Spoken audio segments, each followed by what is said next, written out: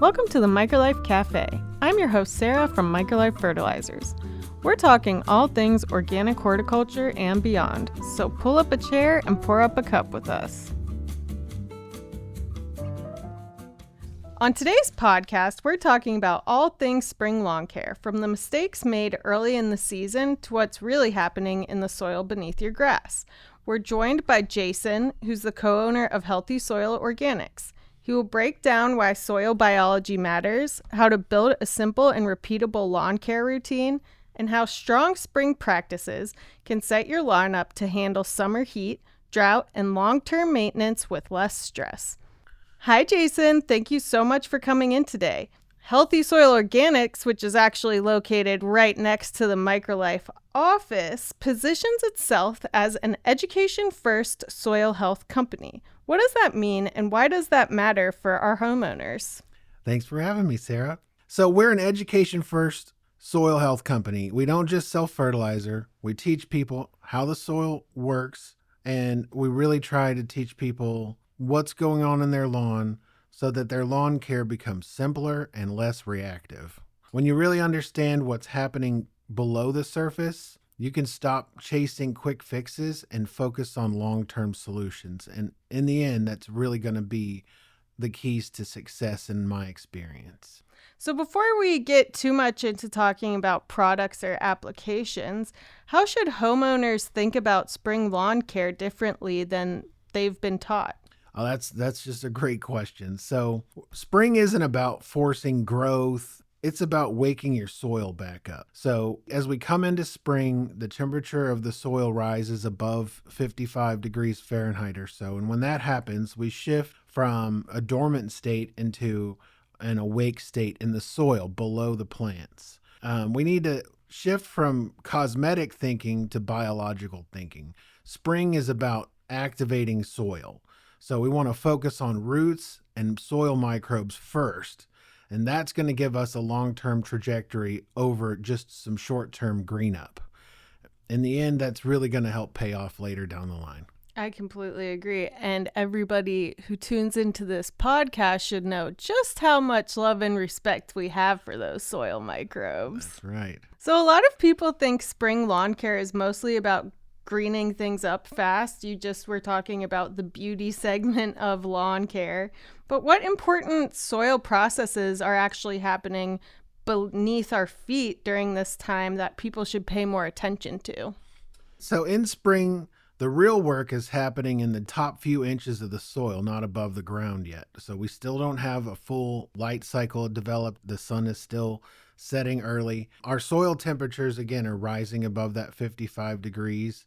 The microbe populations are starting to reactivate in the soil, and the nutrient mineralization process is starting. And it's a really important aspect of plant health. The roots are going to expand before the top growth is going to surge. So this is our opportune moment to stimulate root development. The roots of your plants are the key to their health and their longevity.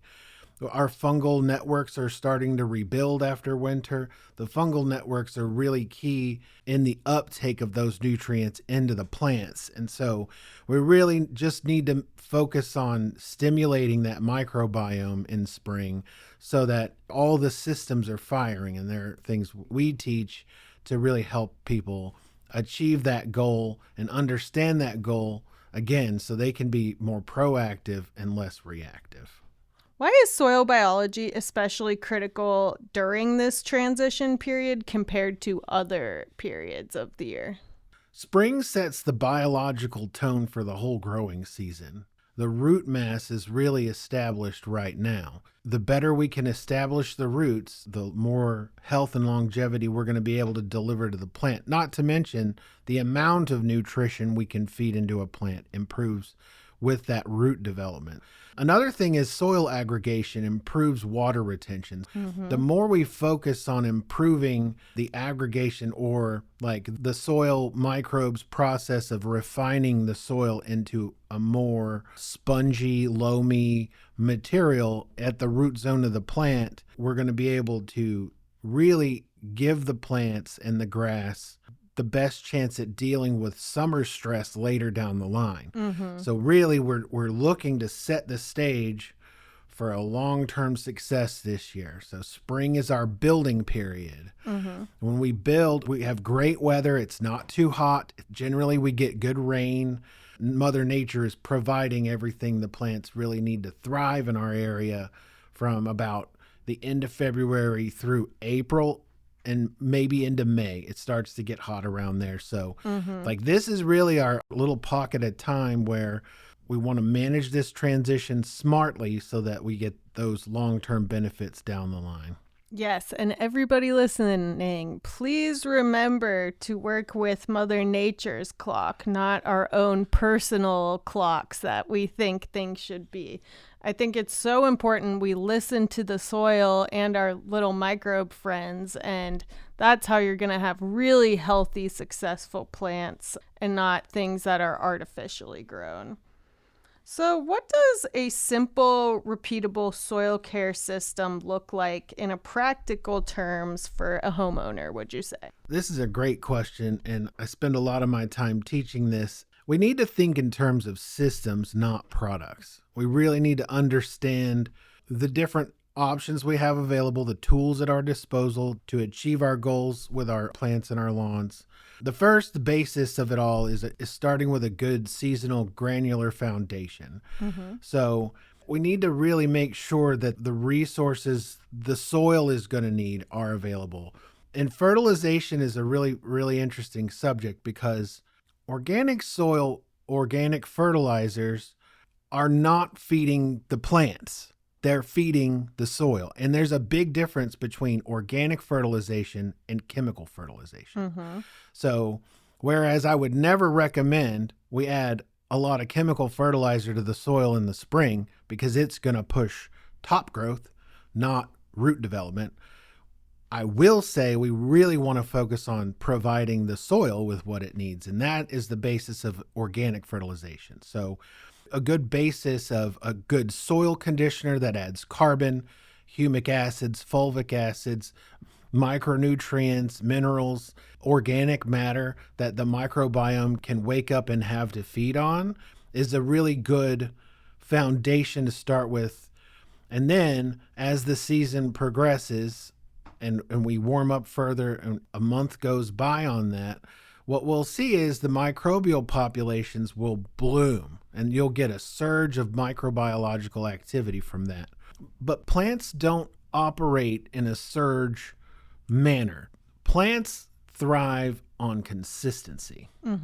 So another thing we really need to set up in our system is how we manage consistency for that microbiome.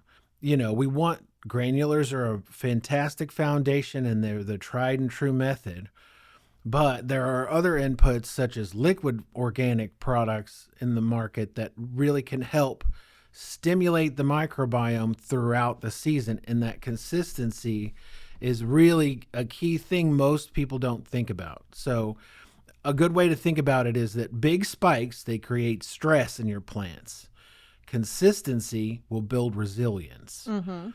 A repeatable, simple soil system starts with a good granular foundation and then leads to a good maybe monthly or bi-monthly soil stimulation process. And you can achieve it with lots of things. You don't just have to look to a traditional product. You could even just use molasses or even something simple as humic acid or seaweed. Anything that'll stimulate the microbiome to keep the reproduction of those bacteria and fungi going all season long, especially throughout the spring. Right? Again, while we're in our root development phase, seaweed and humic and fulvic acids, molasses, these things all trigger and stimulate that microbiome to thrive, which will encourage that root development and, again, the improvement and aggregation of the soil.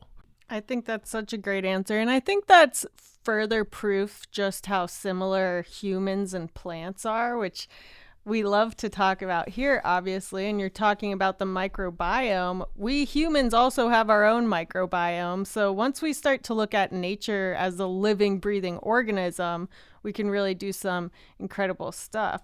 Now, I wanted to touch on something. You brought up carbon. I find this to be one of the more interesting parts of fertilizer and plants. Do you want to share why carbon is so important to have in our soil? Absolutely.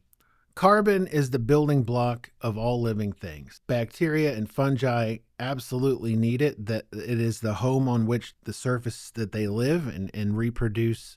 Without carbon, we don't have a solid microbiome. So finding ways to get more carbon into our soil, especially our clay soils here in the Houston and Gulf Coast region, the carbon is what's going to allow the microbiome to really add porosity to your clay soil. So clay soil I always like to refer to as it's kind of like a shower curtain liner underneath your plants. And it, like when the water hits it, it just runs off. It doesn't get deep into the soil where it can be stored for later. I see this a lot when you run your sprinklers. After about 10 minutes of them running, you start seeing water running down the sidewalk. Right. And that's because you have a lot of clay in your soil, and when the water hits it, it just sheets off, and that water isn't useful to your lawn, and you're just sending money down the street. Yeah. What we want to do is really try to add a good amount of carbon to the soil in the form of a good, maybe granular or even liquid soil conditioner. That's what soil conditioners like primarily is bringing carbon in. With carbon in the form of humate generally will come a lot of micronutrients, things that are on the periodic table elements that plants need that aren't necessarily, we don't really know about, or there's not a lot of information about, like magnesium or molybdenum or iron or all these other things that are vital to plant life besides just, nitrogen, potassium, and phosphorus, which are the three numbers that you normally see on fertilizer. But I believe that there are about 96 required nutrients for plants to truly thrive, not just three. So, as we've learned more, as science has gotten further in the study of the microbiome, we've learned a lot of things that are relatively new information. And so, again, that's one thing I'm always trying to educate people about. Is there are so many things that we don't quite understand in the soil, but we know one thing is for sure, that healthy soil gives you healthy plants. There's no arguing that. So becoming a better steward of the soil is probably the greatest skill one can have when it comes to having a beautiful lawn and landscape, or even just a food garden. Like any kind of plants you want to grow are going to benefit from understanding the carbon cycle. So how can homeowners tell when they're managing systems instead of building soil health? Well, the first sign is a lawn that needs constant corrections. So when a lawn needs constant correction, it usually means the soil system is not balanced. Okay, so imagine if you had, a 2-ounce stomach, but you were a giant 220-pound weightlifter. How would a 2-ounce stomach feed such a massive human? It's the same for a plant. If you have a massive plant on the top of the surface with no real root system, which is the stomach of the plant, like how is it going to support all of that that's up there? It's not. It's going to struggle. It's going to have a lot of stress, and you're going to see a lot of disease outbreak from that lack of the ability to nourish itself. We also, again, like when you're watering your lawn, a great sign is, does the water end up running down the sidewalk? Right. Do you see it pooling in areas? Because pooling means it's not going down. It's like filled all the air gaps. There's now no air. It's just flooded it. That's not good either. So, balancing moisture levels and air and sunlight, those three things are so key to every plant's life cycle. It needs to have air and water and sunlight. Like without those three things, they're done. Whether your thumb's green or not won't matter if it doesn't have the three core elements it needs to survive. And we would struggle if we didn't have water or air or sunlight too. So, it really is funny how many corollaries there are between human health and plant health. It's really remarkable when you look into it. I also find myself talking more about photosynthesis in my 30s than I ever did in the rest of my life, which Right. is also funny how all these biology lessons start to creep back up when you have your own plants and land to take care of. So that's really cool. I love the comparisons that you're doing. So we hear a lot about seasonal feeding programs. Why might consistency throughout the growing season matter more than people realize? So soil biology doesn't work on a calendar. Not really. It responds to environmental conditions. So microbes respond continuously to moisture and temperature.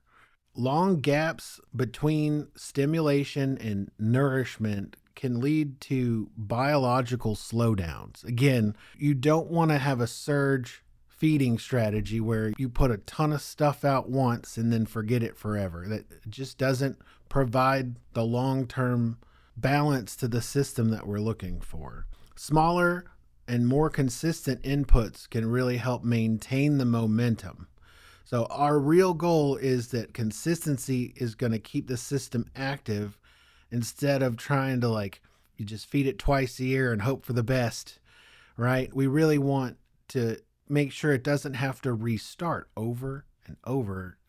You want it to just maintain throughout the growing season. So, again, that consistency is so key. And thinking of your soil on a monthly basis instead of a quarterly basis can really, really help improve, especially when you're just starting out. Everyone sees all these beautiful Instagram photos of the lawn in the peak best time of the year because no one's out in January taking pictures of their lawn. Right. And so none of the footage we see in the world is shared on what it looks like, during the off seasons. We only ever see these beautiful, everyone's favorite picture of their lawn, but that's really just a moment that was captured where things were good. Right. But really what you want to see is how does the lawn look across all of the months of the year and what should it really look like so that you can manage your expectations better. And again, focus on being proactive and not reactive. Reactive behaviors in the lawn kill more lawns than anything I think there is because, seaweeds, I got to go kill them. And people have been educated the wrong way for so long. Right. That we have all these terrible habits reinforced as, well, that's just what you do. Well, why do you do it? And I always want anyone that studies my system to understand why we do what we do when we do it, so we Absolutely. can achieve that proactive mindset and understand that nature cycles. There's good years and there's bad years. Just because you had the best year in your lawn ever last year doesn't mean you should expect this year to be even better or exactly the same. Everyone's due a bad year from time to time. Mm-hmm.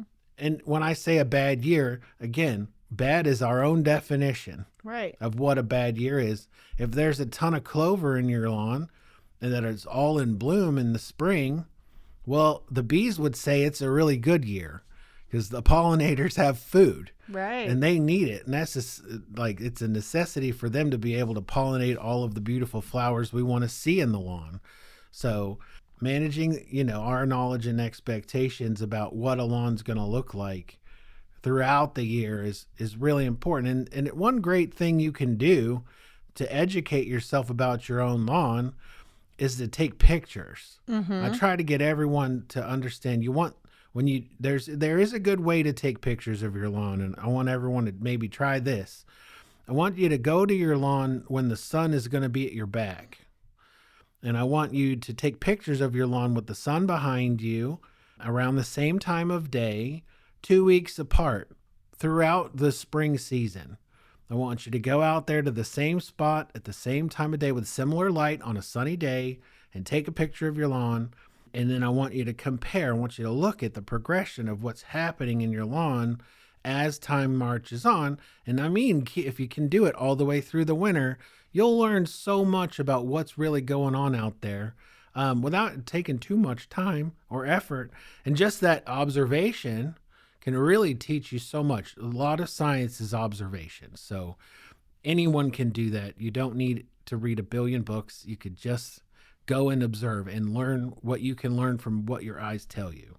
And we're talking so much about working with Mother Nature and the importance of using organics. And, time and time, I really go back to thinking chemical fertilizers and inputs really end up making a sterile environment in the soil. And we want an environment full of life, and things are not supposed to be sterile in the soil. And we love it when we see earthworms and, new little bug friends crawling up. And so, how do beneficial microbes and organic inputs help reduce long-term lawn maintenance and input costs for our homeowners? When we talk about beneficial microbes, we're really talking about rebuilding the living system in the soil. The first thing we're going to see is that nutrient cycling is going to improve. The way it works is microbes break down the organic matter. They unlock nutrients that are already in the soil and in the air. Most people don't realize how much nitrogen is in the air. And nitrogen is one of the primary macronutrients everyone knows plants need for green growth, like to grow the top side of the plant. So the healthier our microbiome is, the less dependent it is on the application of nitrogen, right? You shouldn't have to apply nitrogen. It should be readily available to the plant whenever it needs it all year long when it wants it. And you don't want it to be, again, you don't want surge feedings. Chemical fertilizers completely bypass the microbiome, attempt to feed the plant directly, which really throws off the whole system, because in the natural world, plants have to create sugar deposited at their root zone to attract bacteria and fungi. They feed on that, and then they provide the plant with what it needs in exchange. It's like almost like capitalism. Yeah. You're right. No sugar without some goodies for me. Like, we're going to trade, right? Sure. So, yeah. The better we can improve nutrient cycling, the overall, less we're going to have to do. And the more we have to do, it's generally not free. It's something we have to buy, right? So if we want to reduce what we need to buy and do, we need to improve the army of trillions of living things in the soil that are doing all of that work for us and for the plant the natural way. So, yeah, basically healthy microbial activity makes nutrients more available instead of constantly adding more ourselves. And then what we're going to see is that the soil structure, again, is going to improve. And that soil structure improvement allows the microbes to produce this stuff called glomalin. Glomalin is a sticky compound that helps to bind little clumps of soil together better, right? It's the glue in the soil. Cool. And that also helps to improve the water retention. So when the water does come, so a lot of lawns that I work with aren't irrigated in any way. And so they're basically dependent on the water that Mother Nature provides. And so sometimes it can go a month without raining. Right. And it gets really dry in the summer around here. So we really need to find good ways to not only get the water to penetrate the soil, but to stay, right? And then we also need to get those roots to grow deeper into the soil so that they're further below the surface. The surface heats up from the sun, especially in the summer. And when that soil heats up, we see evaporation of the top moisture in the soil. So if our roots aren't deep enough, they won't actually get to the water that's kind of always there, right? We call it the water table. Yeah. So better soil structure means better water holding capacity. And that reduces stress, especially during the heat and the drought. When the soil system is balanced, the lawn is just going to require fewer corrections, less from you, just from you having been thinking about it the right way.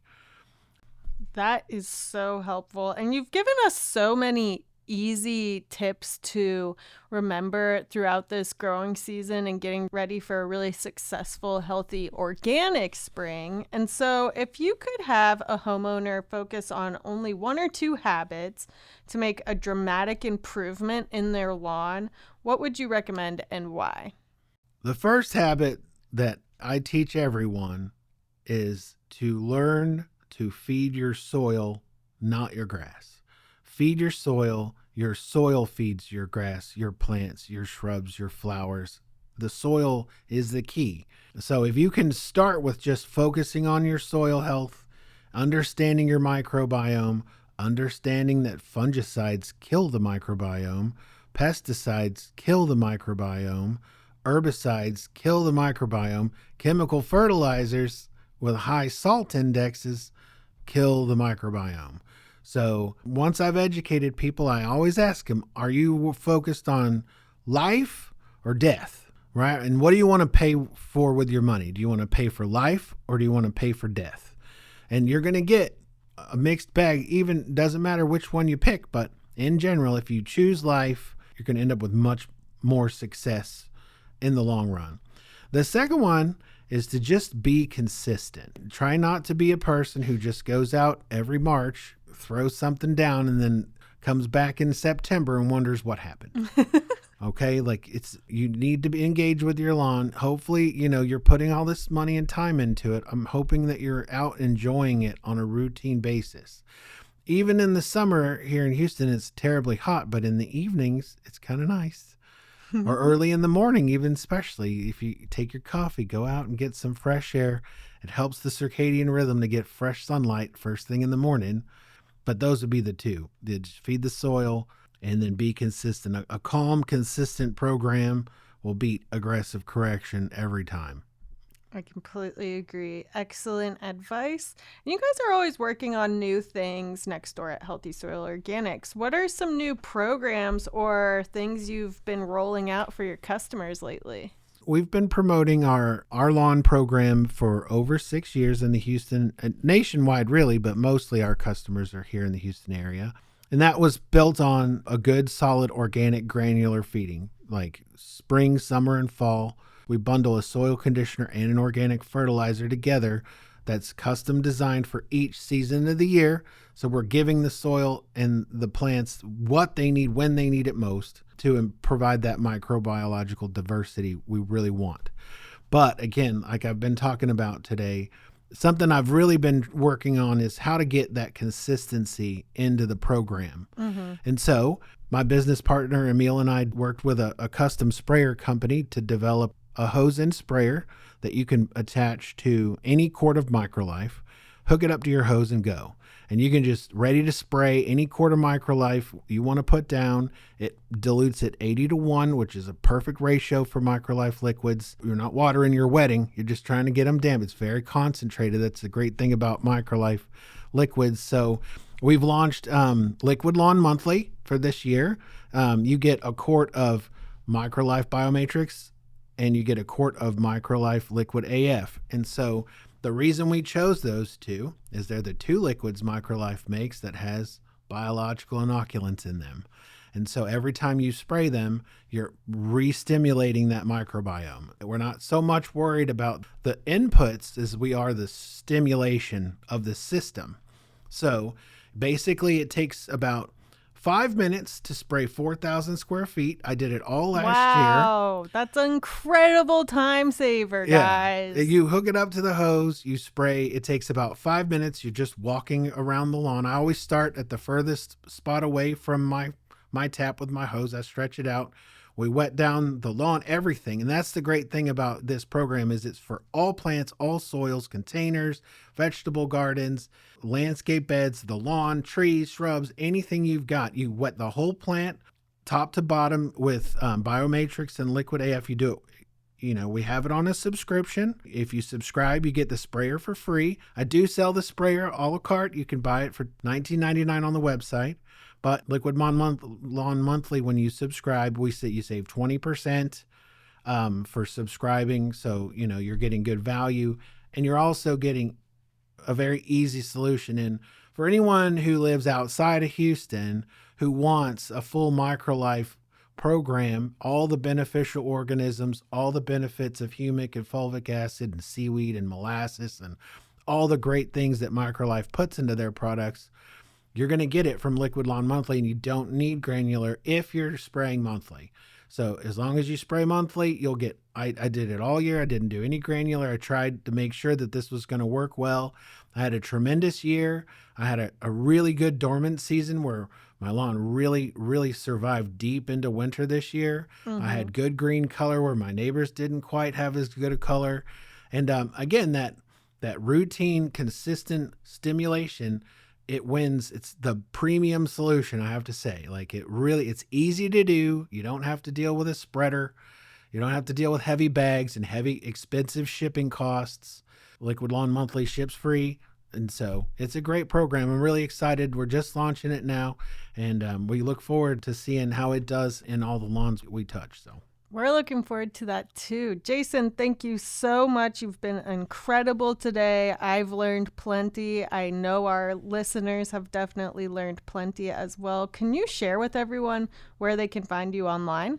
absolutely. So we have healthysoilorganics with an S.com. That's our website.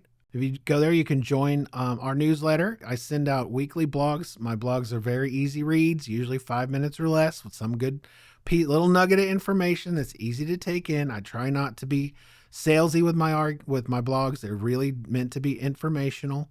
I really want to be an education first company. So we put a lot of that into our newsletter. You can find us on Instagram and Facebook as well. I'm always announcing what we're doing, what's in season, what you should be looking at on there as well. Great. Thank you.